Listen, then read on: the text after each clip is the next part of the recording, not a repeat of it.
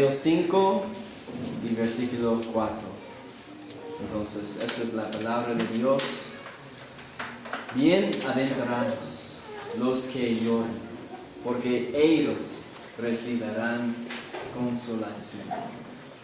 Oremos. Señor, por favor, ayúdame a compartir la verdad de tu palabra en una manera que nos ayude a ver nuestra necesidad de Cristo esta noche y nos acerque a ti. Por favor, nuestro buen Padre. Y te pido que nos ayudes a deleitarnos en tu palabra, pero odiar nuestro pecado hoy día, Señor. Ilumina tu palabra para nosotros, por favor, esta noche. Y oramos todo en el nombre del Señor, nuestro Salvador. Amén. Hemos estado estudiando una lista de 8 bienaventuranzas. Y este viene del sermón de Jesús, el sermón del monte en Mateo 5. Y hace 2 semanas Hugo nos ayudó a entender que para ser parte del reino de los cielos tenemos que ser pobres del Espíritu. Como veremos en cada una de las bienaventuranzas, Jesús vuelve la sabiduría del mundo, cambia la sabiduría del mundo al revés.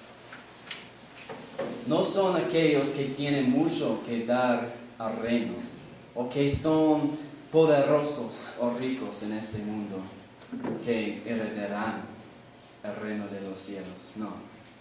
Sino aquellos que reconocen que no tienen nada, no tenemos nada, y vienen a Jesús con las manos vacías. Entonces, gracias Hugo para ayudarnos hace 2 semanas. Para entrar este tema de las bienaventuranzas, vamos a hablar sobre la segunda bienaventuranza, que dice: bienaventurados los que lloran, porque ellos recibirán consolación. En Santiago 4 dice: humíllense ante el Señor y Él los exaltará. Y en 2 de Corintios dice: porque mi debilidad, Pablo dice, mi debilidad es mi fuerza. Y en Mateo 10, 39 dice: el que haya su vida la perderá, y el que pierde su vida por causa de mí la hallará. Pero, ¿qué tienen en común estas frases, estas declaraciones de la Biblia? Es porque son declaraciones paradójicas, que a los ojos del mundo, para ellos parecen una tontería, pero para Dios es sabiduría. Él dice eso para nosotros. Pero ¿qué es una paradoja? Es una afirmación absurda para nosotros, o contradictoria. Es como decir: para estar caliente debes tener frío, o para estar lleno de comida necesitas tener hambre. Es una afirmación absurda para nuestros oídos, ¿no? Entonces, ¿por qué dice la Biblia: vas a recibir exaltación a través de la humildad, o fuerza a través de la debilidad, o encontrar algo a través de perder? Finalmente, de nuestro pasaje, la felicidad a través de la tristeza. ¿Por qué dice eso? Nuestro pasaje esta noche afirma que el camino hacia la felicidad es a través de la tristeza. Pero, ¿qué nos diría el mundo es el camino hacia la felicidad normalmente? ¿Qué dicen? Acumula riqueza para que puedas vivir cómodamente, ¿no? O quizás es evitar las relaciones dolorosas y solo tener amigos con beneficios. O buscar el placer, porque sabemos la meta es que siempre estés satisfecho. Por ejemplo, evites el dolor de una mala nota por pagar por copias del examen. O quizás evites el dolor de un matrimonio malo, buscando alcohol o otra mujer para satisfacerte. El mundo nos dice, evites el dolor, sin importar el costo, y tú serás feliz. Pero sabemos eso no es así. Tal vez seas un buen cristiano, muy bien, y sepas que algunas de las cosas que acabo de enumerar no traerán verdadera satisfacción, ¿no? Y que no es así como Dios nos ha llamado a vivir. Pero si tuviera que hacer una lista de lo que significa ser bendecido en tu vida de Dios o por Dios, ¿cómo se vería? ¿Qué incluir en esta lista? Quizás buena salud, es buena cosa. Buen trabajo, matrimonio amoroso. O quizás hijos o niños perfectamente obedientes. Yo quiero eso, por favor, Señor. Esos son ciertamente buenas cosas. Y también bendiciones de Dios, ciertamente. Pero ¿es esto lo que quiere decir Dios cuando dice, bienaventurados los que lloran? Bienaventurados los que lloran. Si estas cosas fueran quitadas de tu vida esta noche, como lo que sucedió en la vida de Job en la Biblia, ¿podrías decir todavía que soy bendecido? ¿Que tú eres bendecido por Dios? ¿Podrías decir esto con sinceridad? Aunque Dios se deleita en dar cosas buenas a sus hijos, a nosotros, la definición que Él da de bendición o de ser bendecido en la Biblia se ve muy, muy diferente a la forma en que normalmente definimos la bendición o ser bendecido. Nosotros pensamos que un buen trabajo es uno que paga mucho, pero ¿por qué no buscamos un trabajo que nos permita servir a nuestra familia, a nuestra comunidad, a nuestra iglesia? ¿Qué es más importante para Dios? Entonces, ¿qué dice Dios es el significado de ser bendecido? Vamos a leer algunos pasajes. Primero de Salmos 1, los primeros 2 versículos dicen: bienaventurado el hombre que no anda en compañía de malvados, ni se detiene a hablar con pecadores, ni se siente a conversar con blasfemos, que por el contrario se deleite en la ley del Señor, y día y noche medita en ella. O Jesús respondió a esta pregunta para nosotros en Lucas 11. Dice, más bien dichosos los que escuchan la palabra de Dios, pero no solo esto, también a la obedecen. Y finalmente, en Salmos 32, hay muchos ejemplos, pero estos algunos ejemplos para esta noche. En Salmos 32, versículo 1, dice, dichoso aquel cuyo pecado es perdonado y cuya maldad queda absuelta. Entonces, alguien que está bendecido o es bendecido es alguien que no camina en el consejo de los malvados, sino que se deleita en su ley y obedece. Y también alguien que ha recibido salvación en Jesucristo. Una cita que encontré dice sobre la bendición de Dios. La bendición es cualquier cosa que Dios da que nos hace estar completamente satisfechos en Él. La bendición es cualquier cosa que nos acerque más a Jesús. Y la bendición es cualquier cosa que nos ayude a renunciar a lo temporal y aferrarnos más a lo eterno. La bendición de Dios se define en estas palabras: por donde nos lleva. Por donde nos lleva. Es algo que nos acerca a Dios. Jim Elliot fue un misionero a la tribu Auca en Ecuador, y él fue asesinado por la misma gente, las mismas personas que estaban tratando de alcanzar con el Evangelio. Fue muy, muy triste. Pero unos años antes de que lo mataran, él escribió algo muy interesante en su diario.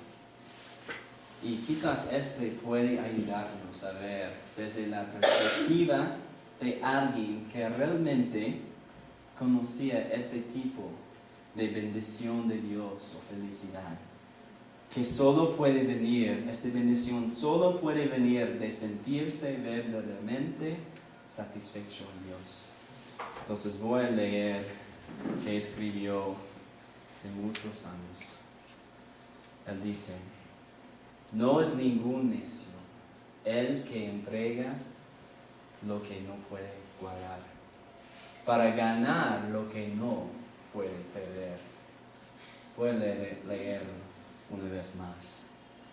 No es ningún necio el que entrega lo que no puede guardar, para ganar lo que no puede perder.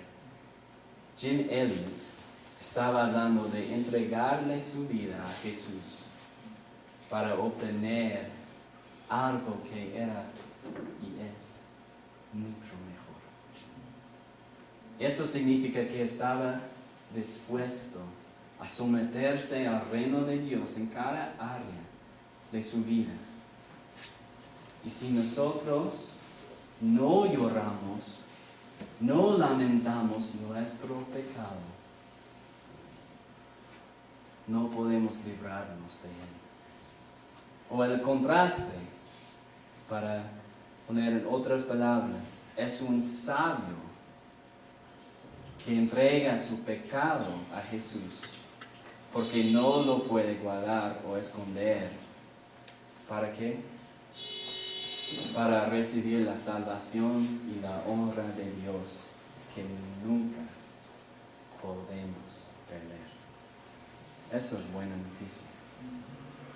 Jim Elliot sabía bien y creía también lo que Hugo nos ayudó a entender hace 2 semanas, que tenemos que estar dispuestos a renunciar a la propiedad de nuestras vidas y todo lo que tenemos. Pero ¿hasta dónde? En las manos capaces de nuestro Señor, a fin de obtener lo que nunca se puede perder, y esa es la salvación que tenemos en Cristo. Entonces, para terminar la historia un poquito de Jim Elliot, porque creo que todos de ustedes quieren saber qué pasó. Él no murió en vano, sino que su esposa y algunos otros regresaron a la tribu Auca otra vez. Y muchas personas de esa tribu vinieron a Cristo. Aleluya. Pero esto incluidos algunos de los hombres también que habían matado a Jim Elliot. Fue una historia muy linda. Espero que ahora tengamos quizás una mejor comprensión de la bendición o la felicidad que Dios quiere para nosotros. Veamos lo que dice nuestro pasaje ahora, es el camino para llegar allí. Entonces, yo quiero hacer la pregunta, ¿qué significa llorar? ¿Qué significa llorar en este contexto? Yo puedo decir, creo que hoy día pasó, mi hijo llora todos los días, en una manera, en una forma. Pero este puede solucionarse dándole quizás un caramelo, o un abrazo, o quizás algo fuerte.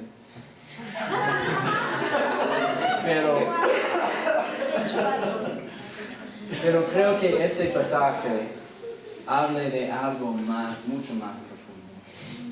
No está hablando sobre algo de llorar simple. Tal vez una mejor traducción sería lamentarse o afligirse. Esto significa que debemos estar deprimidos para llorar todo el tiempo sin sonreír, sin ninguna diversión. ¿Esto significa llorar? Espero que no. Pero para entender quizás un poco mejor cómo responder a esta pregunta, tal vez otra pregunta debería ser, ¿para qué nos llama la Biblia a llorar, a afligirse, a lamentarse? ¿Para qué? Porque podemos llorar por muchas cosas. Creo que hay dos respuestas que tienen sus raíces en la misma cosa. Entonces vamos a leer de Santiago 4, versículos 8 y 9, para encontrar la primera respuesta, que dice: acérquense a Dios y Él se acercará a ustedes. Límpiense las manos, pecadores, y ustedes los pusilánimes, purifiquen su corazón, lloren, aflíjanse, hagan lamentos, convierten su risa en llanto y su alegría en tristeza. Este pasaje nos muestra que debemos llorar por nuestro propio pecado, nuestros propios pecados. Y un gran ejemplo de eso está en la vida de David, el rey de Israel. Entonces, en un momento vamos a leer de Salmo 51. Ustedes pueden leer conmigo en silencio. Pueden encontrar en página 471. Y esa es la respuesta de David cuando el profeta Natán le mostró su pecado de adulterio con Betsabé, pero no solamente eso, también, y su pecado de tratar de ocultar este pecado también al asesinar el esposo de Betsabé. Entonces vamos a leer de Salmo 51 y podemos ver su contrición, su tristeza en este pasaje por su pecado. Él sabía cómo llorar por sus pecados. Entonces voy a leer desde el primer versículo. Dios mío, por tu gran misericordia, ten piedad de mí. Por tu infinita bondad, borra mis rebeliones. Lávame más y más de mi maldad, límpiame de mi pecado. Reconozco que he sido rebelde. Mi pecado está siempre ante mis ojos. Y el versículo 7 dice: purifícame con hisopo y estaré limpio. Lávame y estaré más blanco que la nieve. Y 9 dice: no te fijas ya en mis pecados, más bien borra todas mis maldades. Dios mío, crea en mí un corazón limpio, renueva en mí un espíritu de rectitud. No me despides de tu presencia, ni quites de mí tu Santo Espíritu. Devuélveme el gozo de tu salvación, dame un espíritu dispuesto a obedecerte. David muestra contrición y profunda tristeza por su pecado, por sus pecados.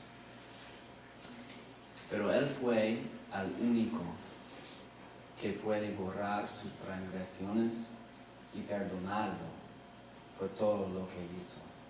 Y esta persona solo es Dios.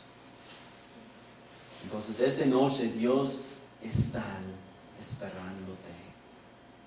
Si no conoces a Él, Él está esperándote con los brazos abiertos. Y Él está listo para perdonarte por todos de tus pecados. Como escuchamos esta noche del testimonio de Rafael. Él está listo para perdonarte y llamarte su hijo amado. Entonces, lo primero por lo que debemos lamentar o llorar es por nuestro propio pecado. Entonces Mateo 5 puede decir, bienaventurados los que lamentan sus pecados, porque ellos recibirán consolación.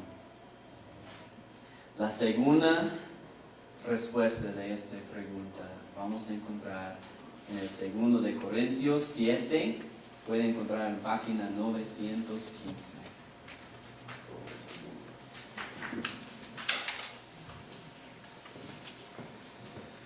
Y vamos a leer del versículo 8, pero para dar un poco de contexto de este pasaje, Pablo está escribiendo la iglesia de Corintio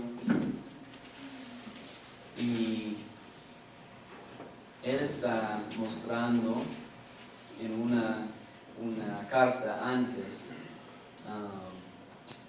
algunas personas que tienen algunos pecados específicos. Y este es después de un tiempo.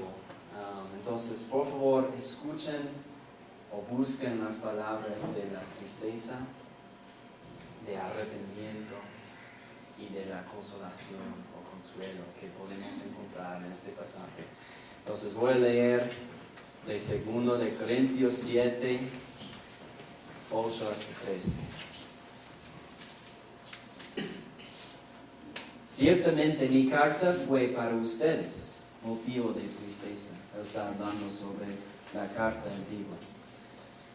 Y entonces lamenté haberla escrito, porque vi que por algún tiempo ella los entristeció, pero ahora no lo lamento, sino que me alegro. Y no porque ustedes se hayan entristecido, sino porque esa tristeza los llevó al arrepentimiento. Ustedes fueron entristecidos conforme a la voluntad de Dios, de modo que en nada fueron perjudicados por parte de nosotros. Y este es el versículo clave. 10 dice, la tristeza que proviene de Dios produce arrepentimiento para salvación. Y de este no hay que arrepentirse. Pero la tristeza que proviene del mundo produce muerte. Y sigue en el versículo 11, fíjense, esta tristeza que proviene de Dios produjo en ustedes preocupación, el deseo de disculparse, indignación, temor, vehemencia, celo y deseos de hacer justicia. Es evidente que en este asunto ustedes no tuvieron la culpa.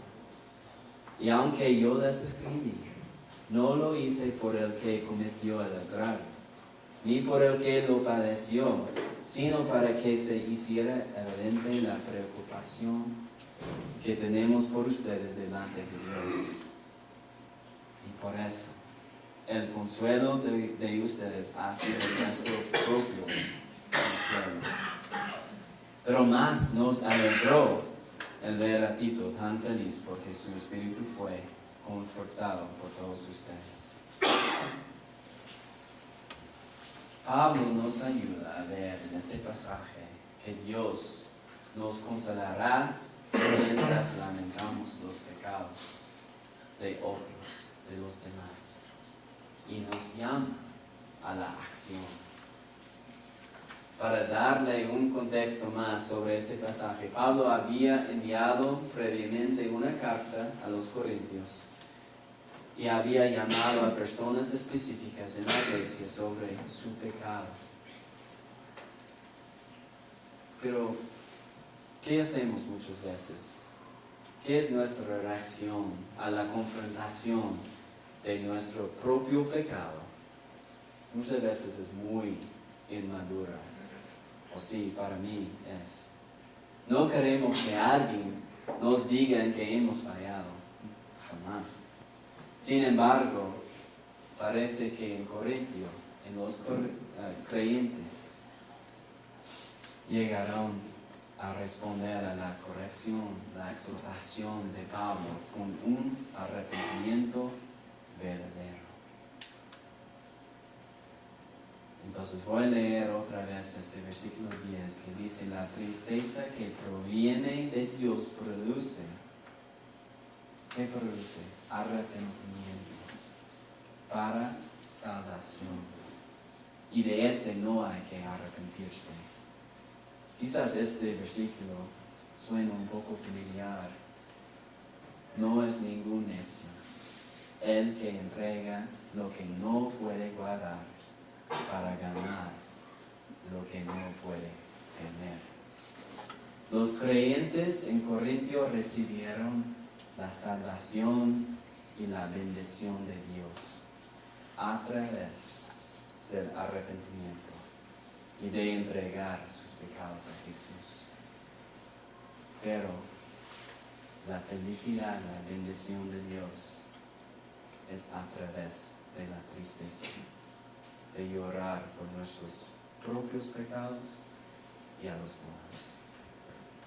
Pero también Pablo dice en este pasaje que fue consolado.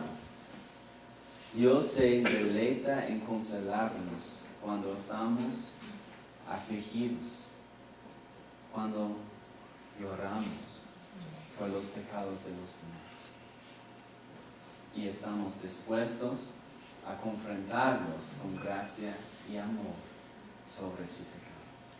Esta es la acción. Entonces, prácticamente, ¿cómo lloramos? ¿Cómo lamentamos nuestro pecado? ¿Cómo hacemos esto? Quizás necesitamos producir algún tipo de lágrimas sobrenaturales que puede salir de alguna manera y mueven el corazón de Dios para perdonarnos. Quizás es esto. Pero obviamente no podemos llorar lágrimas mágicas, ¿no? Qué triste. Pero muchas veces creemos algo así, ¿no? Creemos en la mentira de que algo como esto, como lágrimas mágicas, es necesario para mostrar un verdadero arrepentimiento y tristeza por nuestros pecados. Creemos esto, ¿no? Pero no es así. No es así. Entonces, si Dios no está buscando lágrimas mágicas, ¿cómo lloramos? ¿Cómo lamentamos nuestro pecado? Si tú eres alguien que le gusta notar algunas cosas, voy a darles 4 puntos claves para ayudarnos a pensar bien en cómo lloramos nuestros pecados. Entonces, primero, nombra el pecado. Y nombra el pecado específico. No en términos generales. Nombra el pecado específico. ¿Por qué? Jesús murió en la cruz y pagó por pecados específicos. No, Él no murió por personas enojadas, pero Él murió por el momento en que les grité a mis hijos. Él murió en la cruz y pagó por eso. Él no murió por personas que luchan con la fragilidad sexual o con cosas así, Él murió por el tiempo que miré a otra mujer que no era mi esposa y la deseaba. Él murió por eso. Entonces nombra el pecado específico para ti. Porque Jesús murió por este pecado. Y no solamente esto, pide a Dios que te perdone por cada pecado. Porque Él quiere. Él quiere. El segundo, piense en cómo este pecado le ha costado a otros. Cómo este pecado le ha costado a otros. ¿Cuánto cuesta tu pecado, mi pecado, para alguien más? Por ejemplo, lastimé a mi esposa con mis palabras. O no cumplí una promesa que le hice a mi hijo. Es algo específico. Pero yo tengo que pensar bien en el costo para mi esposa y mi hijo en esta manera. Y quizás esto puede llevarnos a reconocer que debemos pedir perdón a estas personas que hemos lastimado. Entonces, piensa bien en cómo este pecado le ha costado a otros. Pero no solamente a alguien cerca a ti, pero también en cómo tu pecado envió a Jesús a la cruz y el precio que pagó por cada uno de tus pecados. Entonces, nombra el pecado específico y pensar bien en el costo. ¿Cuánto cuesta este pecado a otros y a Jesús? El tercer, cuando lloramos por nuestro pecado, debería humillarnos y devolvernos a la primera bienaventuranza. ¿Y qué es? De ser pobre del Espíritu. Y reconocer nuestra necesidad de Jesús. Nuestra necesidad de Jesús es esencial. Esto es algo muy difícil de admitir. Pero como Hugo nos recordó, bienaventurados los pobres en espíritu, porque de ellos es el reino de Dios, de los cielos. Y finalmente, el último punto, llorar por nuestro pecado nos acerca a Jesús. Esa es buena noticia, porque Él nos trae esperanza y consolación. Entonces, en el final, hay esperanza. Mateo 5:4, bienaventurados los que lloran. Y si paramos allí, no hay buena noticia. Pero porque ellos recibirán consolación. Entonces voy a leer de Apocalipsis 21. Vi entonces un cielo nuevo y una tierra nueva. Porque el primer cielo y la primera tierra habían dejado de existir. Y el mar tampoco existía ya. Entonces oye que desde el trono salía una potente voz,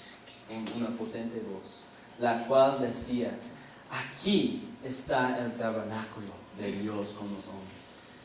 Él vivirá con ellos y ellos serán su pueblo. Y Dios mismo estará con ellos y será su Dios. Dios enjugará las lágrimas de los ojos de ellos.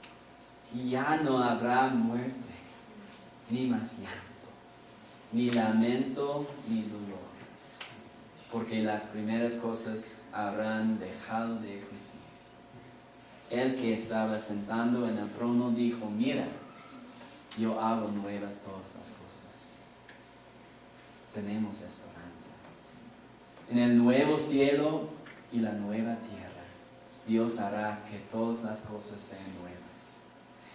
Y no solo no habrá más dolor, ni sufrimiento, sino que ya no habrá más pecado. Dios no solo promete consuelo, pero en la vida venidera, sino que, como vimos en la carta de Pablo a los Corintios, en la vida de David, si leemos más sobre su vida, Dios conforta a aquellos que lloran por sus propios pecados y por los pecados de otros. Entonces, la mayor consolación y la bendición que tenemos que aferrarnos es la misma cosa que Jim Elliot tenía en mente cuando escribió: no es ningún necio el que entrega lo que no puede guardar para ganar lo que no puede perder. Cuando reconocemos nuestra pobreza espiritual y lloramos, lamentamos nuestros pecados, nuestros propios pecados, y pedimos el perdón de Dios, Él está encantado, con mucha alegría, de no solo perdonarnos todos nuestros pecados, sí, pero sino también darnos la esperanza y la seguridad, nuestro consuelo, que Jesús ha pagado por cada uno de nuestros pecados específicos, y en el pasado, el presente y en el futuro, y Él pagado por ellos para siempre. Hermanos, Él ha pagado por nuestros pecados para siempre, y un día viviremos con Él para siempre también, donde no habrá necesidad de llorar nada más. ¿Por qué? Nunca. ¿O sí? Porque no habrá dolor, ni muerte, ni pecado. Y si quieres conocer esta esperanza que ya tenemos en Jesucristo y recibir este consuelo ahora, es el momento, esta noche, de correr hacia Jesús y darle tu vida y todo lo que tienes para ganar la salvación, la esperanza, la consolación que nunca puedes tener. Los puritanos entendieron bien lo que significaba llorar por el pecado. Entonces yo quiero terminar nuestro tiempo en oración, pero en una oración de los puritanos. Entonces oremos.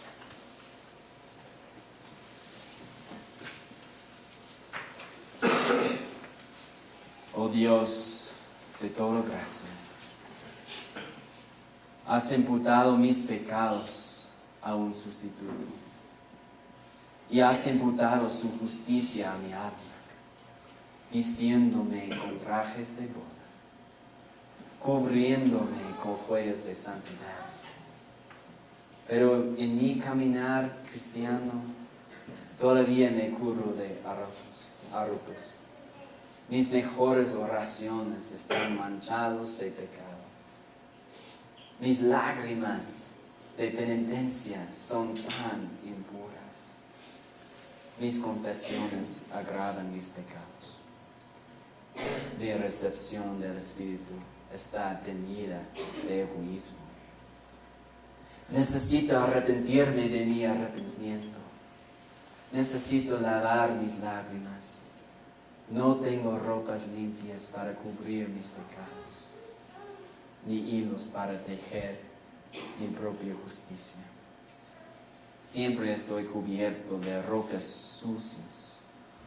Y por tu gracia, Señor, siempre recibiré el cambio de mis vestidos. Porque solo tú justificas al impío. Siempre me marcho al país lejano y siempre vuelvo a casa como el hijo pródigo. Siempre diciendo: Padre, perdóname. Y tú siempre sacas para mí el mejor destino. Déjame usarlo todas las mañanas y regresar cada noche en él, salir a trabajar en él, casarme en él, ser herido de muerte en él, comparecer ante el gran trono blanco en él y entrar en el cielo en él, brillando como el sol. Concédeme él no perder de vista nunca la gran maldad del pecado, tu gran justicia y mi salvación, la gran gloria de Cristo, la grandiosa belleza de la santidad y la maravilla de la gracia. Amén.